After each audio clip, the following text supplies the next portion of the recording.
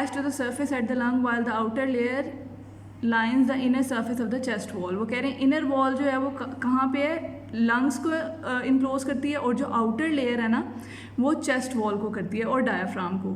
It contains the pleural fluid. इन दोनों layers के दरमियान में प्लूरल फ्लूइड अल्लाह ताला ने रखा हुआ है for the reducing friction between the lungs and the chest wall. Pleural fluid क्या करता है, फ्रिक्शन को रिड्यूस करता है। जब लंग्स कॉन्ट्रैक्ट और रिलैक्स करता है तो उस दरमियान में फ्रिक्शन को कम करने के लिए अल्लाह ताला ने प्लूरल फ्लूइड रखा हुआ है। उसके बाद आगे देख लेते हैं कि ब्लड की सर्कुलेशन किस तरीके से होती है लंग्स के अंदर। लास्ट टॉपिक में आपने पढ़ा था कि हर एल्वियोलाई के इर्द गिर्द जो है वो एक नेटवर्क होता है किसका, कैपिलरीज का, जिसकी वजह से क्या होता है, गैसियस एक्सचेंज होता है। अब ये बनती किस तरीके से हैं। Pulmonary arteries carry the deoxygenated blood from the heart to the lungs. Pulmonary arteries जो हैं वो डीऑक्सीजनेटेड ब्लड को कैरी करती हैं और उसको लंग्स के पास लेके जाती हैं। और inside each lung the pulmonary artery divided into the smaller arterioles. The arterioles further divide into the capillaries around the alveoli. Pulmonary artery जो है वो आगे फर्दर डिवाइड होगी आर्टरियोल्स के अंदर, वो आगे फर्दर डिवाइड होंगे आपकी कैपिलरीज़ के अंदर। और आपको पता है कैपिलरीज़ का क्या काम है, गैसियस एक्सचेंज करना। यहाँ पे गैसियस एक्सचेंज हो गया, उसके बाद ये फर्दर डिवाइड होंगी वेन्यूल्स के अंदर, और वेन्यूल्स फिर आपको पल्मोनरी वेन बनाएंगे। और पल्मोनरी वेन जो है वो फिर क्या करेगी, कैरी करेगी ऑक्सीजनेटेड ब्लड को कहाँ पे, बैक टू द हार्ट। ये सारा नेटवर्क एक कैपिलरी एक एल्वियोलाई के इर्द गिर्द होगा। इससे क्या होगा, गैसियस एक्सचेंज।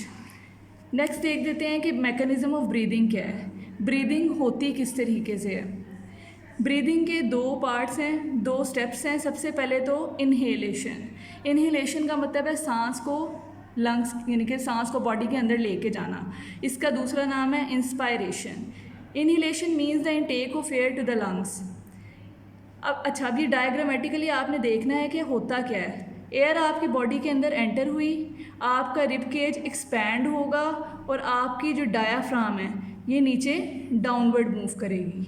एक्सपायरेशन में बिल्कुल इसके ऑपोजिट होगा। क्या होगा, एयर बाहर आनी है तो क्या होगा, रिब केज जो है वो इनवर्ड जाएगा और डाउनवर्ड जाएगा, और जो डायाफ्राम है वो अपवर्ड मूव करेगी। अब इसको ज़रा थ्योरीज की देख लेते हैं।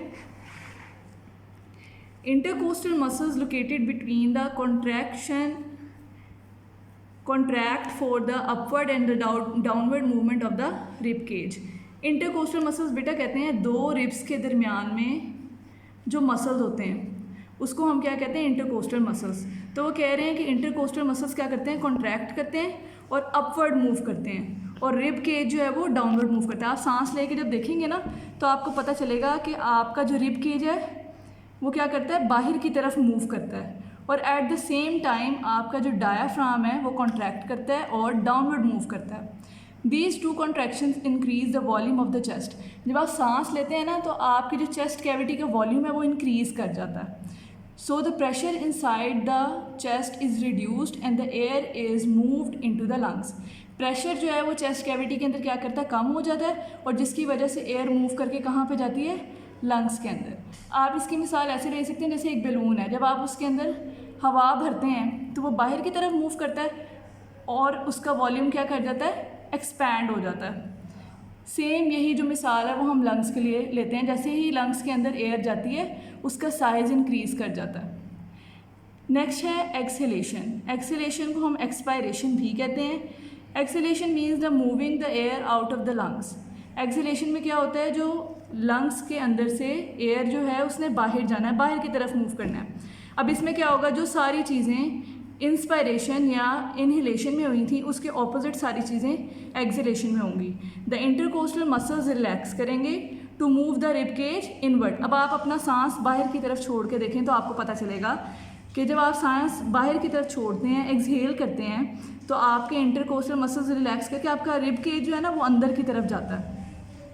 At the same time, diaphragm also relaxes and move up. Diaphragm जो है वो अपवर्ड मूवमेंट करेगी। इनहेलेशन के अंदर डायाफ्राम डाउनवर्ड मूवमेंट कर रही थी, और एक्सहेलेशन में क्या होगा, डायाफ्राम अपवर्ड मूवमेंट करेगी। These two movements decreases the volume of the chest.